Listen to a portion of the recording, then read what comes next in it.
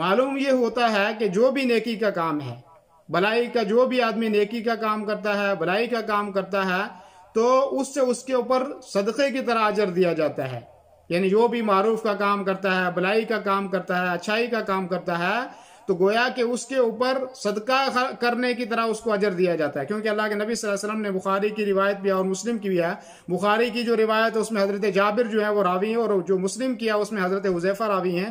وہ فرماتے ہیں کل معروف صدقہ، ہر بلائی کا کام جو ہے اس میں گویا کہ صدقے کے برابر اس کو اجر اور ثواب ملتا ہے. کوئی بھی بلائی کا کام ہو، کوئی بھی نیکی کا، حتیٰ کہ آدمی کسی بھائی کے ساتھ مسکرا کے بات کرتا ہے اور کوئی اچھی بات کرتا ہے تو یہ بھی جو ہے اس کے لیے صدقہ ہے.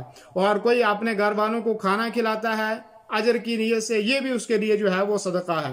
تو اسی طریقے سے جو آدمی کو مصیبتیں آتی ہیں، جو تکلیفیں آتی ہیں، جو پریشانی آتی ہیں، جو مصائب اس کو دیکھنے پڑتے ہیں، اس میں بھی اللہ تبارک و تعالیٰ نے اپنے بندے کے لیے جو ہے وہ اجر رکھا ہے، اور اس کے لیے گناہوں سے جو ہے اس کے لیے کفارہ رکھا ہے. تو مومن کے لیے دین کے اندر خیر ہی خیر ہے. دین کے معاملے میں مسلمان کے اللہ تبارک و تعالیٰ نے ہر قسم کی آسانیاں رکھی ہیں.